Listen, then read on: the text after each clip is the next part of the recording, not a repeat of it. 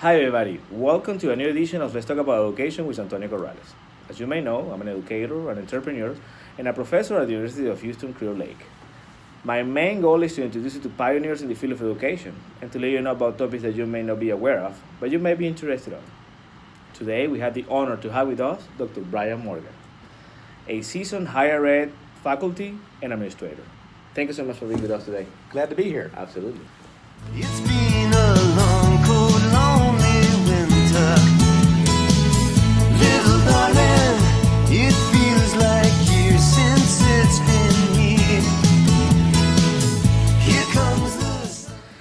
All right, Dr. Morgan, why don't we start by letting you introduce yourself to the audience and kind of let them know how do you get to where you are right now in your career?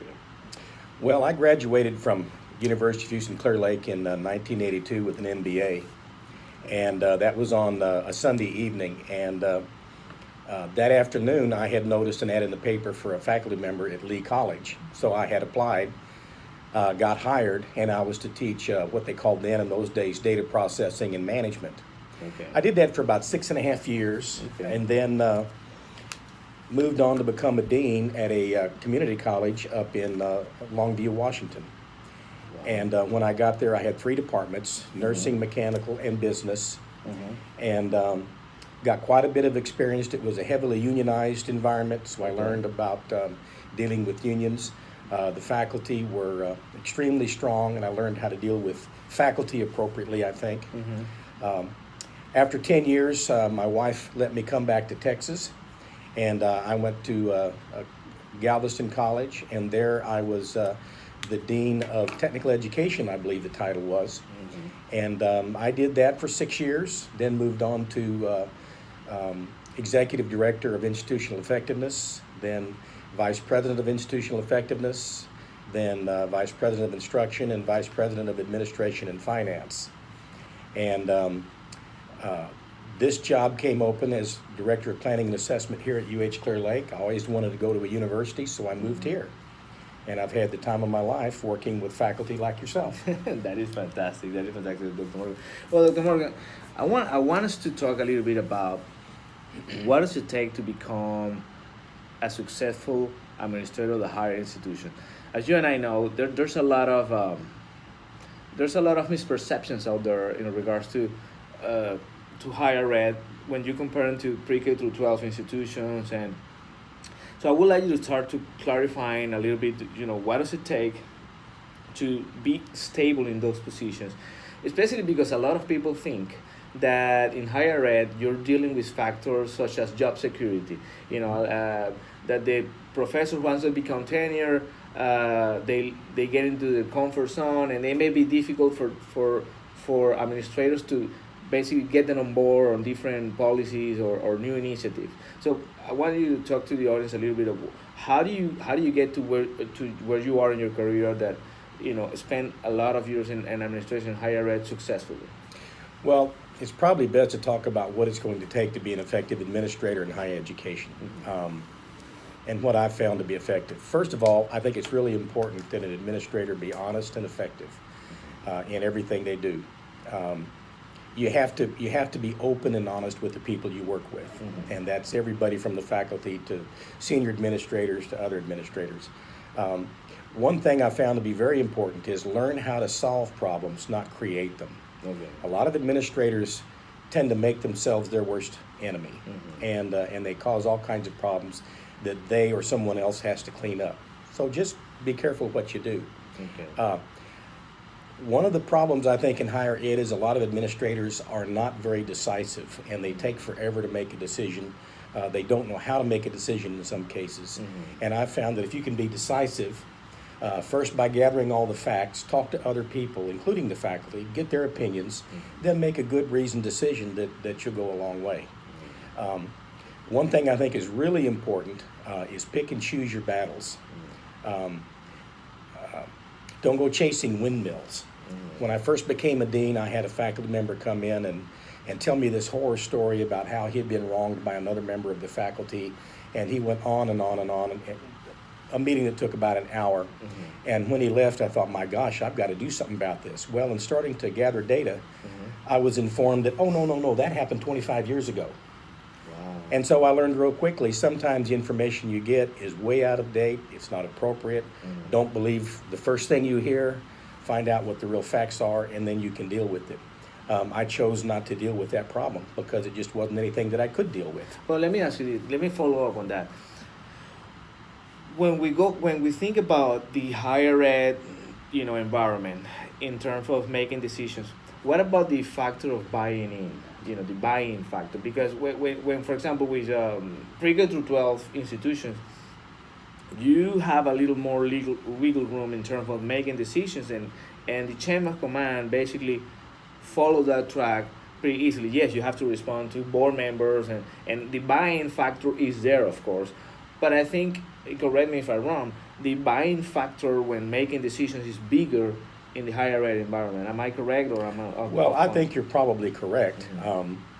I think buy-in is overused. I would describe it this way. Give the faculty their due. Let them take responsibility for the things that they're supposed to take responsibility for. Don't let them infringe on administrative prerogative. Okay. And one of the ways that you can do that is by developing very effective committees and councils, giving them a charge and making it clear exactly what their responsibilities are. So many times faculty are on a committee and they think that their charge is to make a decision, when in effect what they're really supposed to do is make a recommendation to the dean to make that decision. So defining roles precisely and clearly. Be very clear and so they understand what their role is, and then also create a structure in which by the title of the organization they know what their role is. And we did that at one of the colleges I was at, where we reorganized the whole college, and we came up with committees and councils, and I don't recall what the third one was. And one was just to provide input, one was to deal with the problem, and one was actually to make a decision. And those were things like make a decision on who gets a scholarship and student discipline issues and things like that. And we found it to be very effective because people knew then when you're on a council, that's different than when you're just on a committee or a task force. And it worked for us. So let me follow up on that. You have been in administration for quite a while. And to do that in higher ed, it requires a particular set of skills. So what are the most common mistakes that you have seen in new higher ed administrators who get to the positions, and what would you? That would be the first part of the question. The second part of the question would be, what do you do to avoid those and remain in administration for quite a while, even if you're a faculty who's going up, or if you were just went directly to administration? Well, one of the common mistakes, I think, and I'm going to be very honest, is a lot of new administrators, quite frankly, are afraid of the faculty. Okay. They've heard horror stories. They may have been a faculty member and seen things happened and discussed. And so they're afraid to do anything that might upset a faculty member. Because what kind of repercussion it could be a bad... It could be about anything. Bad reputation or whatever. Yeah, I had an issue one time where I was trying to give I had not very much money to spend. I decided to buy a LaserJet printer for the faculty. Okay. And the question was, which faculty get it? And I went through a process which would allow the decision that I made to be very clear, very open, very transparent. Made the decision, and then as soon as I had the printer put in the office, I started getting all kinds of complaints about, well, why didn't I get one, and I should have got one here. And sometimes you just can't avoid it. But the point is, I only could buy one printer. It had to go somewhere. Exactly. And so it's no matter where I put it, I was going to catch flack. So I made the best decision I could, and that's where the printer went. But you had a rationale behind it. Oh, absolutely. And the faculty were included in the decision. Exactly. It was actually blessed by a faculty committee. Exactly. People who weren't on a committee complained about it. That's very common. So you can't be afraid of the faculty. As faculty, include them when you can to make a decision, but don't be in fear of them, because a decision has to be made. Exactly. One thing that I had a boss who was, he was my vice president and I was a dean. When I first became a dean, I thought he was just not playing with a full deck, because he would say things that made no sense to me. And after about a year or so, I realized the things he was saying were absolutely brilliant. Like one of his sayings was, everybody has to be somewhere. And we would say, we've got this problem and we don't know how to deal with it. And he would just sit back in his chair and he would say, everybody has to be somewhere. And when I finally understood what he meant, I realized how brilliant that was. And I'll give you an example. Okay. We had a parking problem.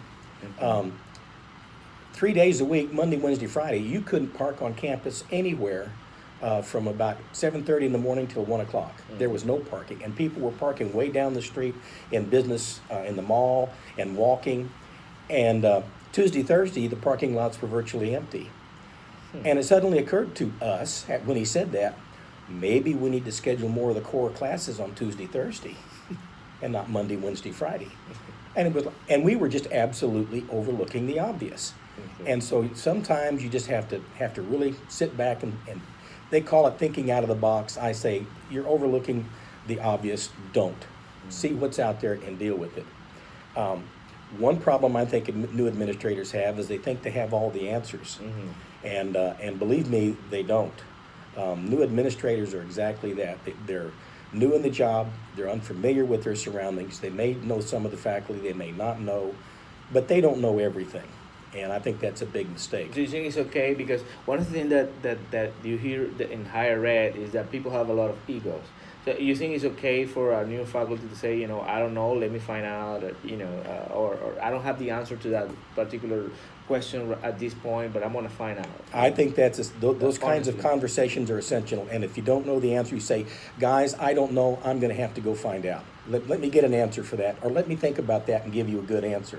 Because if you shoot off in front of them in a committee meeting or something, everything you say is remembered. It might be remembered for 20 years. So you have to communicate effectively, but be measured. Think about what you're going to say before you say it. Before coming with an answer that may be wrong, because you That's don't right. want to. That's right. And the other thing that I have noticed saying over and over again is procedures and processes. I've seen you almost democratizing decisions in terms of at least having a rationale behind the decision. When you're talking about delegating analysis on committees and then you making a decision with data instead of making a dictatorial decision by yourself without having input from other factors. That's right. Higher education is no place for a taskmaster, for somebody who wants to make all the decisions and be the head honcho. That's a good point. You have to it's a collegial organization. You have to be collegial with everybody. You have to recognize their abilities, their strengths, their accomplishments. Put your ego aside and solve problems. And let me mention one final thing that I think is really important. One of the most critical things I think that new administrators do is they forget why they're there. Because if you look at a hierarchy of what's important, the thing that's most important in higher education are the students. Without the students, we have no reason to be here. And so we should always plan our programs, have faculty conduct their professional development activities and whatnot oriented toward what's good for the students. Number two priority should be the faculty and making sure that they have what they need to do their jobs. Make sure they get the correct professional development, they've got the right resources, and that includes equipment. Make sure they're adequately compensated. Do what you can to make the faculty very effective in their jobs. One thing I found is when the faculty are given what they need, they will do remarkable things. And when I first became a dean and I was saying goodbye to my current dean to go out of state, he said, don't forget that your bread is buttered by the faculty. And everything you accomplish as an administrator, as a dean, will be because of the faculty that work for you. And that was the wisest thing I ever heard from that man. That's interesting. Now, following up on that, you're one of the unique individuals who have had experience in community colleges and universities. Yes. And that's not really common. So I want to ask you, there's a lot of criticism about higher ed in terms of bureaucracy. People tend to say that that it's hard to accomplish tasks in timely fashion because of the bureaucracy and the process that are in the middle of higher ed processes. So I want to ask you, first of all, talk about the difference between community colleges versus universities in terms of processes and dynamics. And then, is it fair to the criticism about higher ed that the bureaucracy is a big factor to accomplish tasks in a timely manner? Bureaucracy is present anytime you have an organization of any size. I mean, if you get a homeowners association, try to change the rules for how they go about determining the yard of the month and see what happens. So bureaucracy is a given. Exactly. I don't think there's much difference between a community college bureaucracy or a university bureaucracy, except that in the community college, you generally have greater access to upper management, if you will, Okay. because your organization's a little bit smaller. Okay. And so you can get their ears a little easier than you can at a university. Okay. Because there may not be more layers of organization above you, but the layers that exist are so much more broad that it's difficult to change processes. Okay. But in any case, you have to deal with the process that you're given. And sometimes it's a trick learning what those processes are and how to make them work for you. But there are ways to do it. Having good, effective committees at either level is one way. And I found that committees at some schools really work well, and at other places, it seems like they exist to make sure things don't change, that things don't happen. And that vice president I was telling you about a moment ago had another saying that he said, which is all committees work under the principle that one no vote is a majority. And that if one member of the committee says, no, I don't really think we ought to do that, that doesn't sound good, all of a sudden everybody says, okay, we won't do that then. And I thought, again, that was not totally accurate. But after 30 years as an administrator, I think that's very close.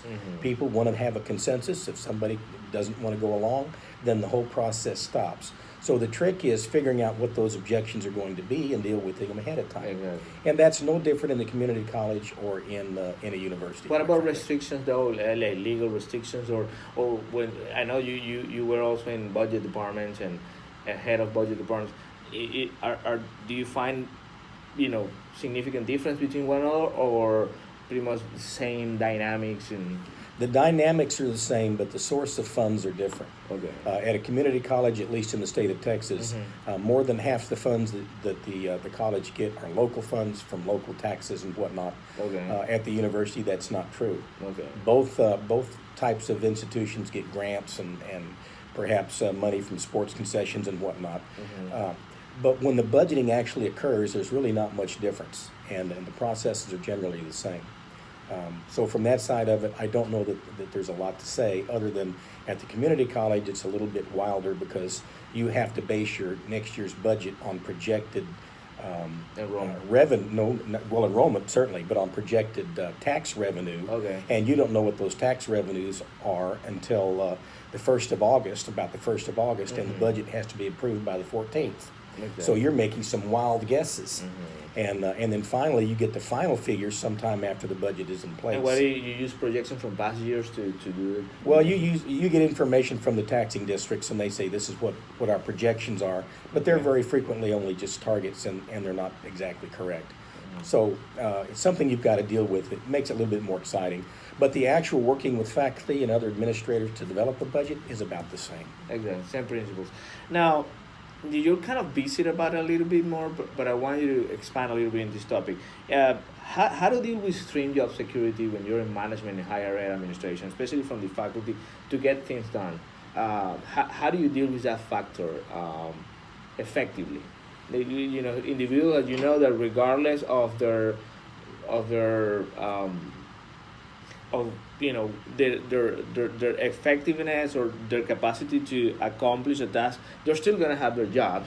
And you as an administrator, your job is to develop policies or implement academic programs, with that reality. How much is a factor is that I have never found tenure to be an issue in the things that I wanted to do. Okay. And I think the reason why is I always accepted that I have no ability to coerce a faculty member to do anything. I didn't ever want to coerce a faculty member to do anything. I thought the best way to deal with it was to try to get their understanding, their cooperation, get them involved in the process. And I found that by doing that over the years, that faculty can be your greatest ally in getting things done. I even got things done with other deans and other administrators by getting faculty behind me and wanting to move the initiative along. And when they're dealing with 50 faculty that want something done, believe me, administrators will get it done. And so I don't know that that's an issue. So basically, good leadership can override any type of barriers, including tenure. I think that's true. I think that's exactly right. That is interesting. Now, can somebody who has never been a community college professor or a university professor be able to be a successful higher ed administrator? Is that possible? It's possible. I don't want to say it's rare, but it's kind of difficult. Mm-hmm. The first thing that you should do if you want to get into a university is get a doctorate. Mm-hmm. The key to getting any kind of faculty position at a university is having a doctorate. Mm-hmm. At a community college, it's getting a master's degree, Mm-hmm. and a master's degree in something that you can teach. Mm-hmm. Now, there are a lot of ways that you can move into non-instructional areas in Mhm. both universities and community colleges, Mhm. such as finance, accounting, facilities, and whatnot. Mhm. And there, you just look at the requirements of the job and see if you've got an MBA. There are a lot of things at a community college or university you can do. Mhm. If you want to teach in business, then you have to be a little lucky, because quite frankly, getting in the door is once you punch your ticket with the right credentials. It's just getting the right application at the right time in front of the right person, Mhm. and then the door will open. But you've got to have the credentials, and that's what's really key. Mhm. Now, if you want to become an instructional administrator at the university level, you need to be able to teach something, have a doctorate that will allow you to teach something at that university, because deans and vice presidents and presidents will all have to be tenured faculty. And that means probably having been a professor somewhere first. Mhm. I don't know that there's ever been a circumstances where somebody's been made a dean without it, unless they've become vice president of the United States. They may make them a vice president somewhere or something. But generally, you've got to have a doctorate that allows you to teach in some academic discipline. Mhm. At a community college, it's a master's degree. A doctorate isn't required to become an instructional administrator, but there are very, very few administrators at the dean level and above that don't have a doctorate of some kind. Mhm. But there, basically, a doctorate in anything is okay. Correct. As long as you've got a teaching field, I can teach in business, Mhm. get a doctorate in something else, it's generally okay. Okay. So it can be done, but you've got to start thinking early on what your academic preparation allows you to do, and then make some decisions about where you want to go. Correct. Let me say this. If you want an exciting time as an administrator, Mhm. there's a lot more excitement at the community college level. Oh, really? Oh, absolutely, because as a dean, you've got full control over the instructional departments. You can add programs, you can delete programs, you can help modify curriculum, you can do new things, you can bring in innovations. At a university, that's much, much, much harder, Mhm. because universities are funded by the state. They've got all kinds of state rules and requirements.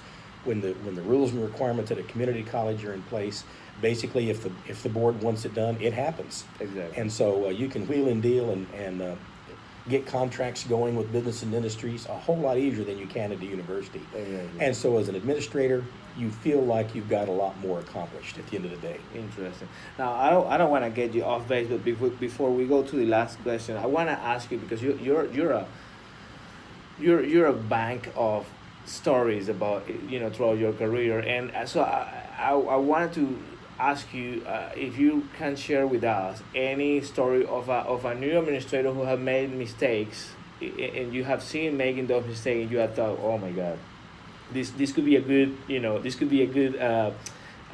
lesson for future folks willing to get into administration, higher ed, and what not to do. You remember any story of new administrators that you have to work with or to work for, that you say, man, they made some basic mistakes by the book that you could have been avoided by doing this and that?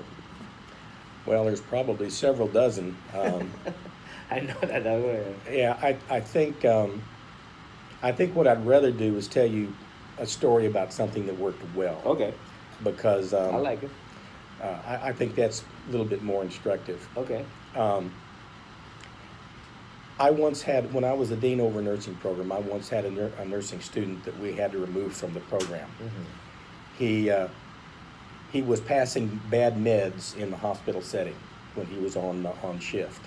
And our nursing faculty there were just really, really great. They identified the problem immediately. They tried to get him to correct his mistakes, but he kept making the same mistake. He made it a couple of times, and in nursing, that a couple of times is 2 times too many. So they brought him to me, and I brought him in and discussed the situation, and we had to remove him from the program. He really didn't want to be a nurse. He wanted to be a musician. And his father, who was the soccer coach at the college, wanted him to be a nurse. That's why he was in the program. So he left the program. About 4 years later, he came back and said, I'm ready to be a nurse now. I want to get back in the program. And we sat down with the faculty. We talked to them. They agreed to let him in on a probationary basis. Again, I wasn't going to put him in the program. I wanted the faculty to let him back in the program. They did, and he became one of the best nursing students we ever had. Wow. Because he was ready to do it. And I'll tell you, the sense of accomplishment when you're sitting there in the audience, or in this case, I was on the stage, and watch that young man come across, with a stethoscope on, and get his nursing pin, and was hired immediately by the local hospital. That's a sense of accomplishment that makes you realize what you're really there for. And so That is fantastic. that's the kind of reasons that I think people should become an administrator, and enjoy their time in colleges, because it goes very, very fast. So right, never forget your main reason why you're there. That's what you're talking about. That's right. Yeah. Okay, so to close it up, Dr. Morgan, any recommendations you can give higher ed administrators and professors in general looking to develop their careers at higher administration, and not only getting the job but also staying there successfully? I think first of all, you got to have your education down pat. Make sure that you've got the correct degrees. If you can get a job in higher ed, and it's not always easy, professionally develop yourself constantly. Go to conferences, take additional college courses. I've taken many college courses once I became an administrator. Extend your range of what you're able to do. One of the things you can start doing right now is start reading articles in the Journal of Higher Education, the Community College Review. Those are two journals that are really very, very good. Another thing that I found really helpful is to go through the Chronicle of Education jobs and look at the kinds of positions there are and read the job requirements. Because when you see the kinds of things that are important, you realize there may be a niche there that you've got some initial skills in that you can develop, and you can become much more valuable. That's how I got the job here. I got interested in institutional effectiveness and measuring student outcomes. Went to a lot of conferences, took courses, did a lot of things to up my skills. I was already competent in database management, and learned how to calculate those things. And when this job came open, I got it. And it's been a lot of fun. And so a lot of that I learned by looking at the jobs in the Chronicle, even when I wasn't looking for a job, just to see what's out there, what the skills are, what's important, what's not important. And I think that's very useful for people who are looking for jobs. That's fantastic. Well, thank you so much one more time, Dr. Morgan, for being with us today. Folks out there, remember that we have this video and many others at Antonio Corrales' YouTube channel and SterlingValuationAssessment.com. Stay tuned and see you next time.